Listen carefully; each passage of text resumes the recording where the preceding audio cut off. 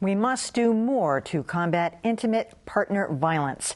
That was the heartfelt plea from the parents of slain Wayland teenager Lauren Astley. Speaking today at a State House hearing, they are asking lawmakers to support relationship violence education in public schools, something that 19 other states already have.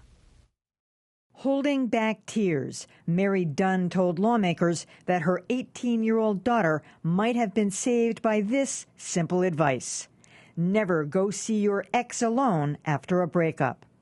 Her daughter, Lauren Astley, was murdered 2 years ago by her former boyfriend, Nathaniel Fujita.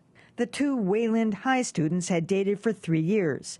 But after Lauren ended the relationship, she agreed to go to Fujita's home to talk things over. Fujita killed her and is now serving a life sentence. At his trial earlier in March, Lauren's father, Malcolm Astley, made it clear that he wanted to help spare others from his family's heartache. We do need to expand our efforts to understand what led to the deeply harmful and tragic act. 3 women a day, on average, in our country, murdered by an intimate partner. That's the message Malcolm Astley repeated at today's hearing. And Lauren Astley's father, Malcolm Astley, is here. Welcome. Thank you. Malcolm, do you think that parents can ever kind of imagine, though, what's going on in a relationship with their kids? I mean, they keep it so private, it's distant, and you don't want to pry at the same time. Exactly right, and that makes it all tricky. But I think there are numbers of things that you can do, that parents can do to be more aware, and that's what we are as humans. We gradually become more aware of situations that before we weren't. Along with that, one of the important kinds of trainings that are needed are for the young people themselves, because who do they go to first? They often go to each other. And if they are trained much earlier to know the signs, to in fact know about the struggles of breaking up, to have some training in that. We train kids for all kinds of other challenges. We provide them with tools and protection for riding in the car, for riding a bicycle. We need to help them better have a sense of what coming together and coming apart is about as humans do. Should this burden, though, fall to the schools? I mean, you just said it's, right. All those other things you just mentioned Yes. is really a parental burden, learning how to drive and, the dangers of alcohol, drink and driving, and those things. Such a list. They're largely, I know. Yes. And then you think about how many kids ignore just the basic Yes. things like that. Yes, like brush your teeth. Yeah. The parents are the first teachers. That's never going to change. And kids are listening to parents, as is underlined again and again, despite the fact that they may roll eyes. They're absorbing the messages. But in terms of working with culture, and that's what this issue is about, it's not about families, it's about culture. And families can help shape culture deeply, but we need to shape it in the peer group. We need to work on information getting to kids, skills in coping with the pain of breaking up, skills in understanding relationships, and that shapes attitudes and finally the norms. And that's what we need to work on together within the schools. If the schools don't do it, they're the only ones who see virtually every child. And there are lots of kids who don't have the resources at home to help them understand these issues. So it's, as usual, the schools have to work with the first teachers, the parents, and we need to do it together, and we need to do it in focused ways. But right now, within schools, it is very rare that there is focused attention on relationships, how they work, what makes them break down. Well, in hindsight, can you look back and say, there were some warning signs, or do some of her friends think, yeah, there was some things that suggested? I mean, apparently he got very moody and kind of dark after the first breakup. I mean, do you look at that now and say, yeah, that should have been a signal? I mean, because that can be very depressing to a kid. It can be very depressing to an adult to go through a breakup or a divorce. Absolutely. And again, that's why we need scaffolding is the cliche used, but we need systems in place to help kids with that.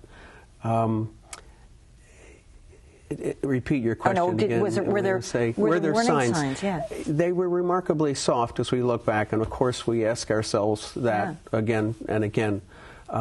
They were soft. But what might have happened, there are numbers of things I can touch on that could happen, and you steer me around in terms of the conversation. We could look after kids much more the senior years of high school. It's when 95% of the relationships are coming to an end. Yeah. We don't provide talk about it. We do, for instance, support kids who are trying to go to another institution after high school. We have ways to help them cope with the rejection letters now. But we don't have ways to help them cope with the rejections that are going on. And that is one of the most powerful human experiences that there is. We're designed to connect. We want to feel valued.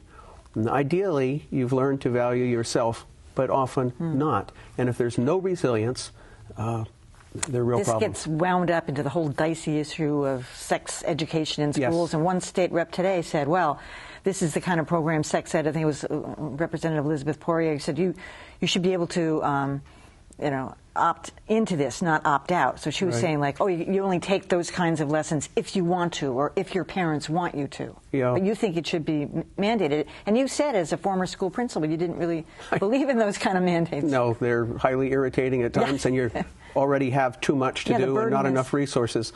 But we have to set our priorities. And in relationships, as I said, are the beginning and the end of what we do. And all the other learning is in relation to that.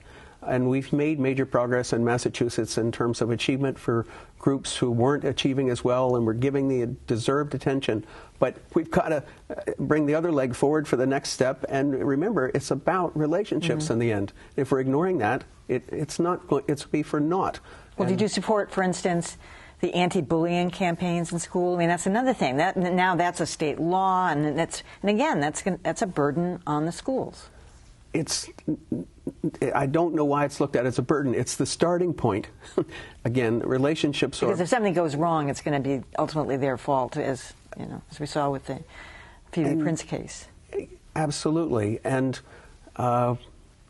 we need to embrace that. That's what learning is about fundamentally. It's about our connections with each other, how to make them stronger and better and more useful for us. Do you think some of Lauren's friends have learned from this? Do they talk about it now? And are they just more aware, do you think? I mean, it's 2 years, so they're young adults now, they're in college. They're very aware, and for many in the community, there's a worry about being too afraid. Yeah. And that's the balance always, is to how to have young people have the courage to be cautious. Because it takes a certain amount of courage to say... girls. That's something you said today, which really struck at my heart, because it's really the girls that are vulnerable. Somebody always pushes back and say, oh, yeah, well, I know a case. But it's the girls. By far, it's the girls. It's 99 to 1. And if they better understand what's going on, they'll be better protected if they know the signs themselves. But coming at it from the other side, there's some serious issues with boys and men developing in our culture. They are much more isolated than they used to be. They are being trained to be much more competitive than they used to be. And there's even talk in the field of psychology and education of a phobia about being one-upped by someone else. And that there's a very tender part of young males that we're losing track of, and they don't have places to talk about it. Females tend to gather and talk and work through a lot.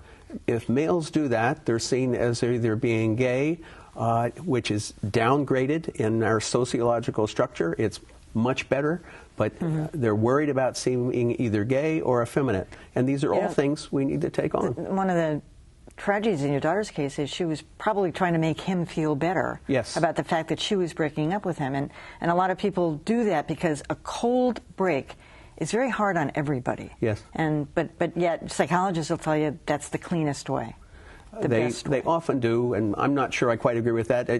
It may be the best way in combination with some people to talk about it with, and for goodness sakes to have had some preparation for what it was going to be like.